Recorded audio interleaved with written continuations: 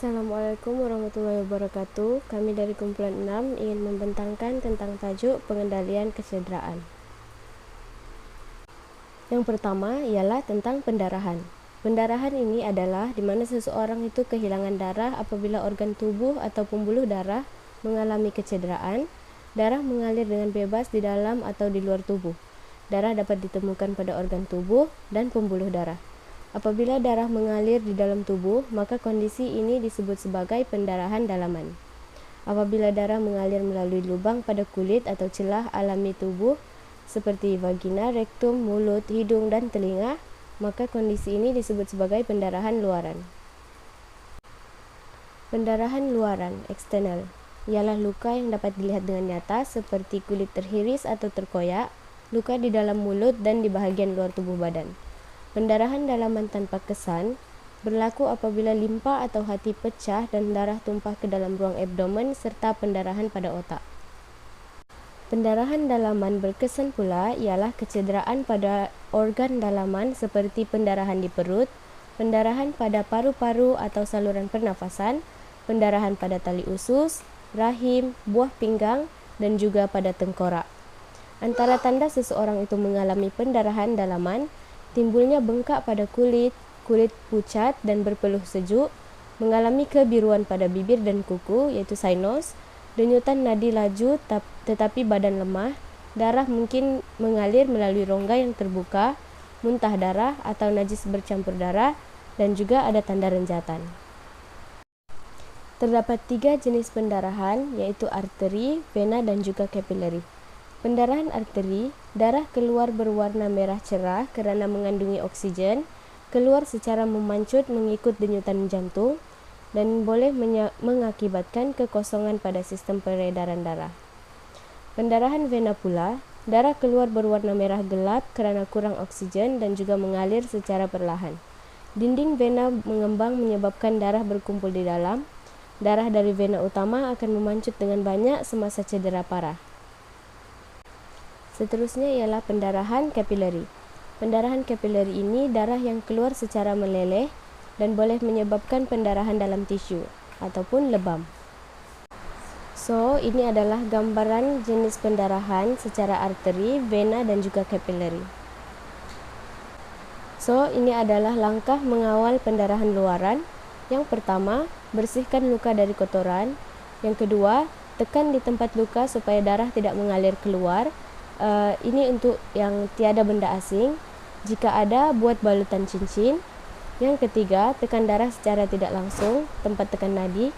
Dan yang keempat, tinggikan anggota yang luka untuk mengurangkan pendarahan mengalir keluar. Next, mari kita lihat contoh teknik pasang balutan dan pembalut.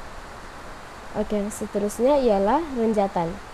Renjatan ini ialah satu keadaan di mana peredaran darah terganggu disebabkan oleh penurunan tekanan saluran darah dan menyebabkan organ-organ penting tidak dapat berfungsi dengan baik. Berikut adalah tanda-tanda dan gejala yang ditunjukkan oleh orang yang terkena renjatan, ialah kulit menjadi pucat, kulit sejuk dan berpeluh, nadi laju tapi badan lemah, nafas cepat dan sesak, berasa dahaga, loya, lemah dan rasa hendak muntah, gelisah, pandangan menjadi kabur, dan juga kemungkinan besar tidak sedar diri. Next, pengendalian mangsa renjatan. Apa yang langkah-langkah yang perlu kita ambil ketika mangsa terkena renjatan? Yang pertama, terlentangkan pesakit, tinggikan kedua-dua kaki untuk mengelakkan pengaliran darah ke otak. Yang kedua, longgarkan pakaian yang ketat, terutamanya bahagian leher dan pinggang. Yang ketiga, tentukan keadaan sekeliling selesa dan dapatkan seberapa banyak udara yang bersih untuk pesakit. Yang keempat, selimutkan mangsa agar sentiasa panas tetapi jangan membiarkan badannya terlalu panas. Yang kelima, jangan beri sebarang makanan atau minuman kepada pesakit kerana boleh menyebabkan pesakit muntah. Yang keenam, berikan pesakit keselesaan dan keyakinan. Kenal pasti kecederaan pada pesakit jika ada, berikan bantuan kecemasan yang sesuai. Yang ketujuh, dapatkan bantuan dan rawatan yang selanjutnya. Seterusnya, perhatikan pernafasan dan denyutan jantung ataupun nadi pesakit.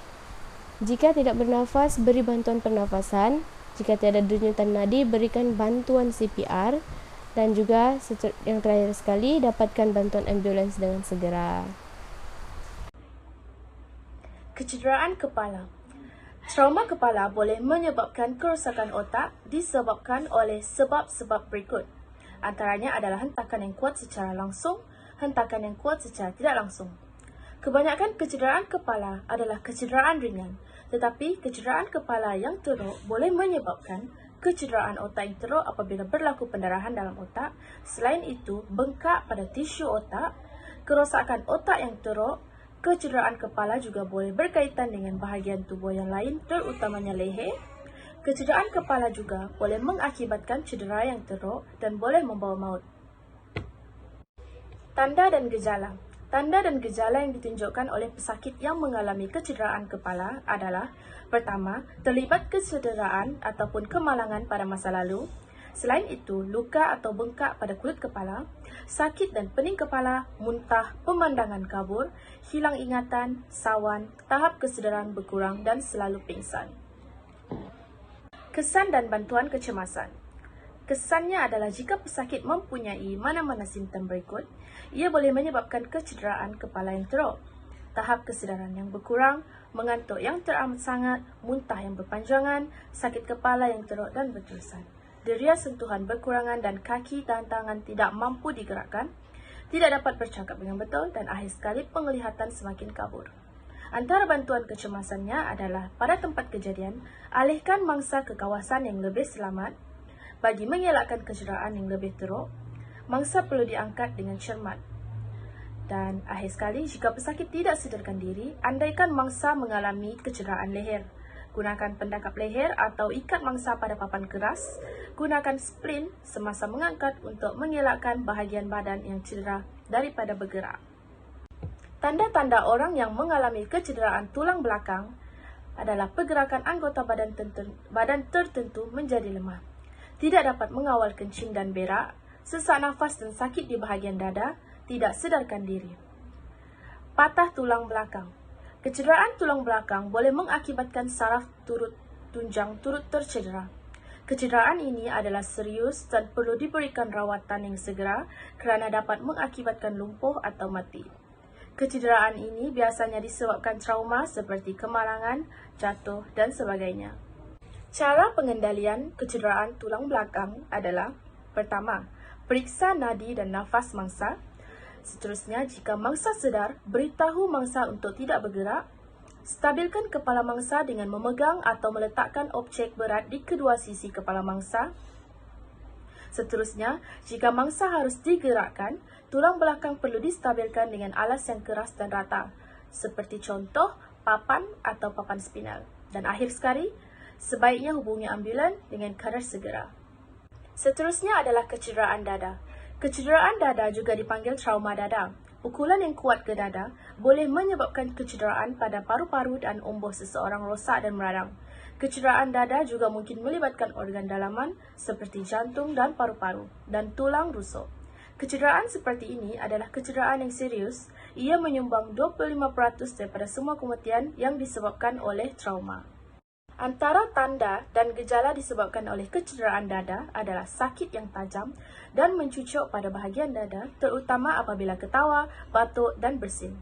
Lebam pada bahagian dada, bengkak pada bahagian dada dan akhir sekali adalah sakit ketika menarik nafas dalam. Antara jenis-jenis trauma dada adalah hematorak, pneumotoraks terbuka, kepatahan tulang selangkar dan sternum, flare chest, contusive pulmonary dan cardiac tamponade. Rawatan kecemasan dan tindakan segeranya adalah objektif mengembalikan fungsi kardiorespiratory dengan segera, melakukan resusitasi berkesan, kurangkan komplikasi seperti aspirasi, atelektasisi, pneumonia, kegagalan respirasi, dan seterusnya pastikan status respiratory dalam keadaan sempurna, kawal pendarahan, rawatan renjatan intravena atau transfusi darah, ECG, mengawal dismias. Penjagaan rawatan pesakit adalah menjaga kebersihan diri, monitor tanda utama, monitor ABG, arterial blood gases, pengawasan pengeluaran urin, dan akhir sekali pengaliran saluran toraksik. Baiklah, kita masuk kepada bahagian kecederaan abdomen. Definisi bahagian abdomen yang cedera melibatkan kecederaan satu organ atau lebih, mewakili 1/4 penyebab kematian akibat kecederaan. Contohnya, trauma perut tertutup berlaku akibat kesan gelombang letupan apabila jatuh dari ketinggian, pukulan di perut, dan kesan memerah pada bahagian yang terhempap objek berat. Keterukan kerosakan itu bergantung kepada tekanan yang berlebihan disebabkan oleh gelombang kejutan atau daya kejutan di perut oleh objek yang bergerak. Kecederaan abdomen ini terbahagi kepada dua, iaitu satu disebabkan oleh objek tumpul, 50% akibat daripada kemalangan jalan raya, dan yang kedua disebabkan oleh objek tajam, luka tikaman benda tajam, hampar dan usus kecil, luka tembakan iaitu luka pada usus kecil. Tanda dan gejala: sakit di bahagian abdomen, luka, kontusi, abrasi dan leseri di bahagian abdomen, lebam di bahagian abdomen, luka tembus di bahagian abdomen, berasa loya dan muntah, najis, berdarah atau hitam, berasa letih, lesu dan lemah badan, dan ada tanda-tanda renjatan. Masuk kepada pengendalian di tempat kejadian, kita guna dengan pengendalian asas, iaitu dengan penilaian awal dengan kaedah DRCAB. Yang pertama, D iaitu danger, pastikan mangsa, diri sendiri dan persekitaran adalah selamat. R, respon, rasa nadi mangsa sama ada masih berdenyut ataupun tidak. C, circulation, dilakukan dengan meletakkan tangan di atas dada mangsa dengan cara betul lalu menekan dada mangsa untuk membantu jantung mangsa berdegup semula. A, iaitu airways, dilakukan dengan melihat sama ada saluran pernafasan mangsa terhalang ataupun tidak. Cara ini dilakukan dengan menggunakan finger sweep, iaitu memasukkan jari kelingking untuk mengorek ataupun mengeluarkan sebarang benda asing di dalam mulut mangsa. Dan yang terakhir iaitu B, breathing, dilakukan setelah memastikan saluran pernafasan mangsa terbuka, lalu kita lanjutkan dengan melakukan bantuan pernafasan dari mulut ke mulut dengan kaedah head tilt chin left. Setelah itu, sekiranya mangsa sedar dan bernafas, maka baringkan mangsa kepada recovering position untuk berikan mangsa mangsa pulih semula. Dan yang terakhir, hantar segera mangsa ke hospital. Saya katakan tadi, ini adalah cara untuk kita melakukan pengendalian asas kepada mangsa sekiranya kita berada di tempat kejadian tersebut. Sekiranya kejadian ini berlaku di rumah, kita boleh melakukan dengan berehat sehingga anda berasa lega, minum air yang banyak, minum sedikit-sedikit, tetapi kerap adalah lebih baik untuk perut kita. Elakkan minuman yang berkarbonat dan mengandungi kafein seperti soda, teh ataupun kopi. Ambil makanan dalam kuantiti yang sedikit tetapi kerap. Elakkan mengambil makanan yang pedas, buah-buahan yang masam dan alkohol. Elakkan mengambil makanan yang mengandungi kandungan lemak yang tinggi, dan elakkan diri daripada mengambil ubat jenis aspirin dan anti keradangan tanpa steroid. Okey, sekarang ni kita masuk kepada patah dan kecederaan sendi. Definisi patah. Patah merupakan satu kecederaan atau keretakan pada tulang yang disebabkan oleh daya hentaman secara tepat atau tidak tepat pada sesuatu bahagian anggota tubuh dan terputus kesinambungan tulang pada bahagian tersebut. Apabila satu lapisan tulang itu serepi atau pecah, maka ia boleh dikatakan retak pada bahagian tulang. Jenis-jenis patah, yang pertama iaitu patah tertutup dan yang kedua iaitu patah terbuka. Bagi patah tertutup, tiada sebarang luka pada tempat yang patah dan tidak terdedah kepada udara. Kita tidak boleh nampaklah patah tu macam mana. Kalau patah terbuka pula, ada luka pada tempat patah dan terdedah kepada udara serta merta mendapat jangkitan dan berbahaya. Tempat yang patah akan menonjol keluar pada permukaan kulit. Maksudnya kita nampak sendiri macam mana tulang tu boleh terkeluar daripada kita punya bahagian tubuh badan. Sebab-sebab patah, yang pertama pukulan tepat, iaitu patah di bahagian yang kena pukul, misalnya pukulan yang sangat kuat, terkena peluru, terjatuh dan lain-lain. Pukulan secara tidak tepat pula, patah di tempat pukulan, misalnya patah tulang selangka yang boleh disebabkan oleh jatuh dengan tangan yang terdepah. Selain itu, tarikan, contohnya lutut kadang-kadang patah disebabkan muscle yang berhubung dengannya tertarik dengan amat kuat secara tiba-tiba, dan penyakit juga boleh menyebabkan kita patah tulang, contohnya penyakit TB tulang dan kanser. Tanda dan gejala, bila sesuatu anggota badan seorang patah pada suatu tempat, orang tersebut akan mengalami perkara berikut, iaitu rasa sakit, lebam, bengkak, sukar bergerak, bebas, bentuk teralih, bertukar bentuk pada bahagian tangan itu ataupun bahagian-bahagian tubuh yang patah. Pergerakan luar biasa, iaitu tangan kita mungkin patah lalu dia terbalik ke apakah macam tu, dan berbunyi di tempat bahagian patah tersebut. Pengendalian ini dilakukan bertujuan untuk mencegah pergerakan di sekeliling tempat yang terlibat. Yang pertama iaitu don't move. Jangan biarkan mangsa ataupun diri kita sendiri bergerak secara bebas. 2 R iaitu rest. Kita biarkan tubuh badan kita rehat ataupun mangsa berkenaan. Dan yang ketiga iaitu immobilize, dengan melumpuhkan mangsa ataupun jangan biarkan mangsa atau diri kita sendiri melakukan apa-apa pergerakan, terutamanya berpindah tempat. Tindakan lain dengan membuat penilaian keadaan mangsa dan pastikan tahap kecederaan mangsa. Pulihkan pernafasan jika perlu dengan menenangkan mangsa. Hentikan pendarahan jika terdapat luka atau patah terbuka.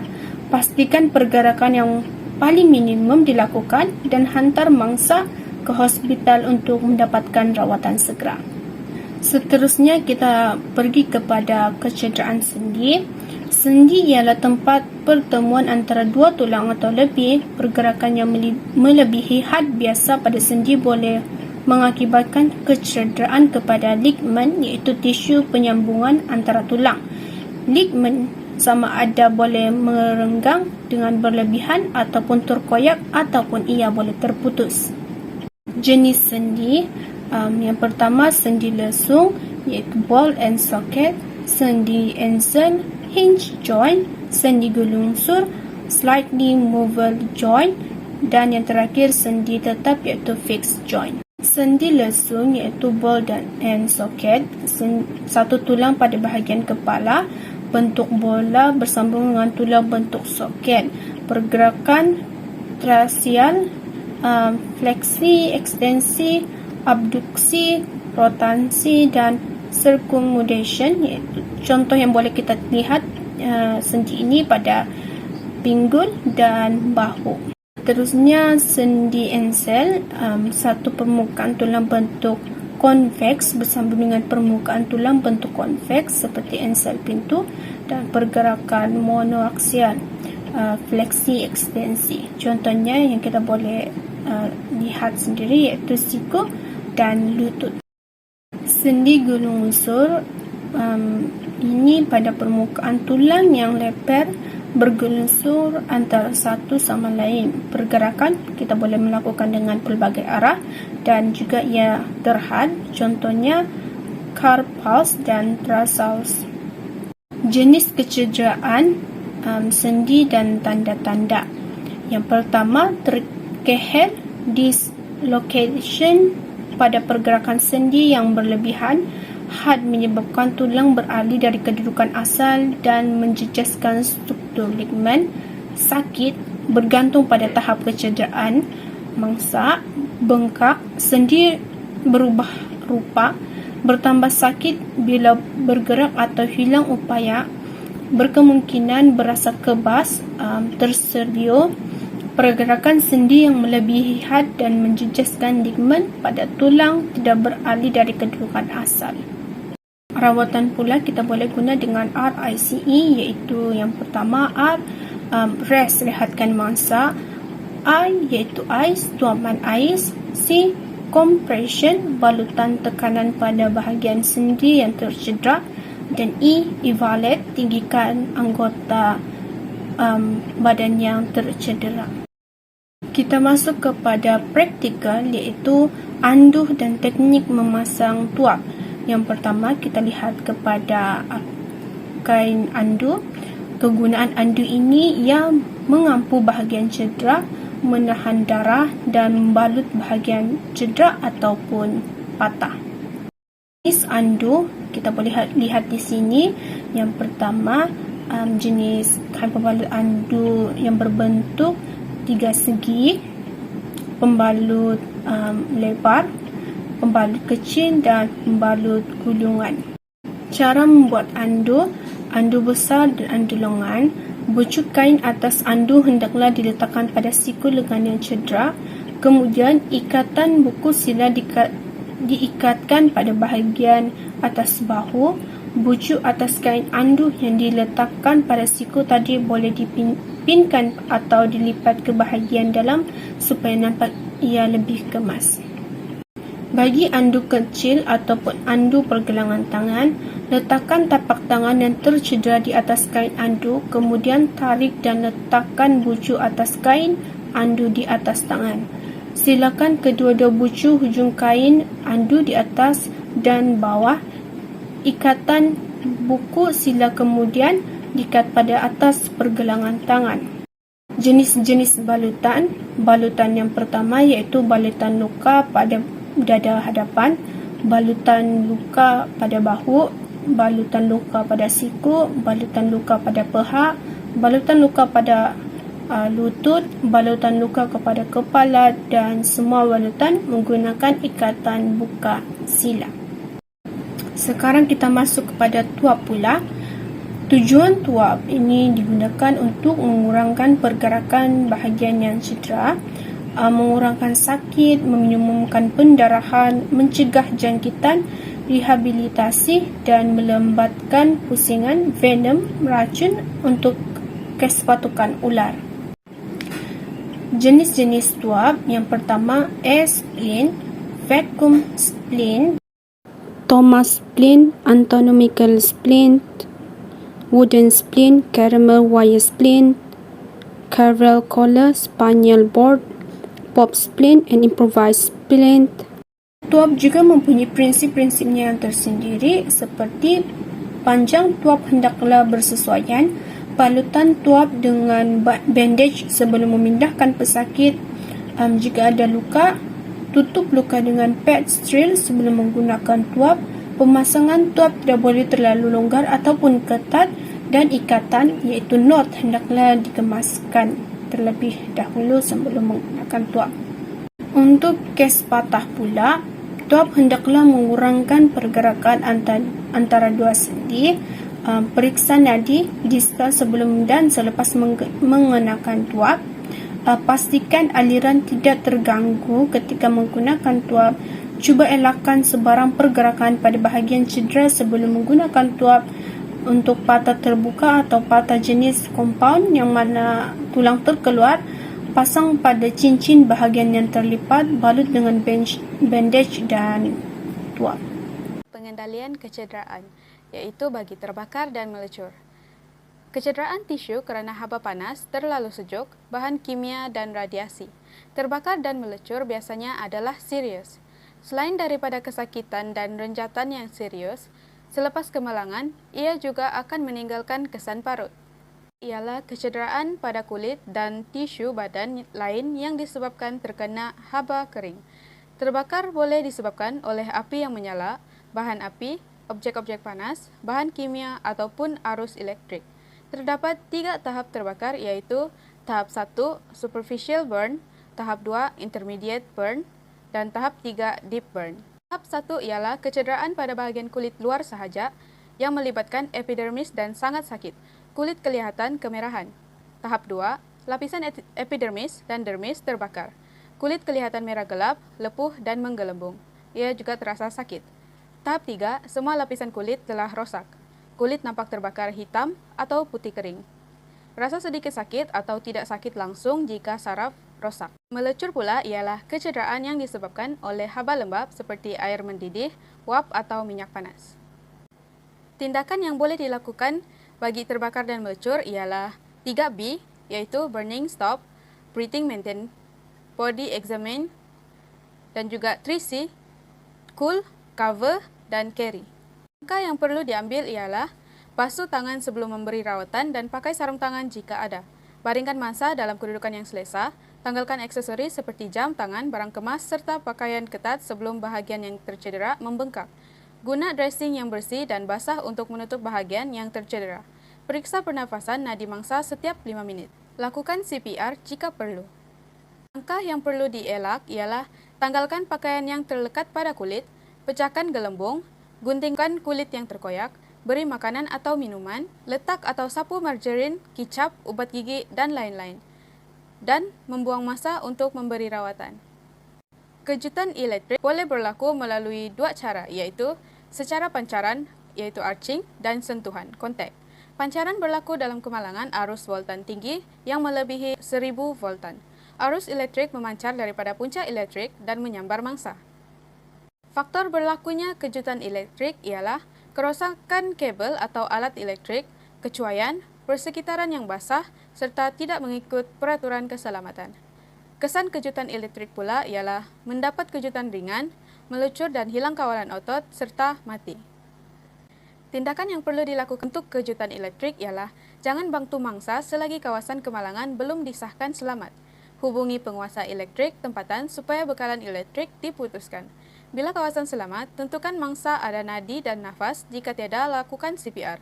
Rawat mangsa yang terbakar dan juga renjatan. Bawa mangsa ke hospital dengan segera.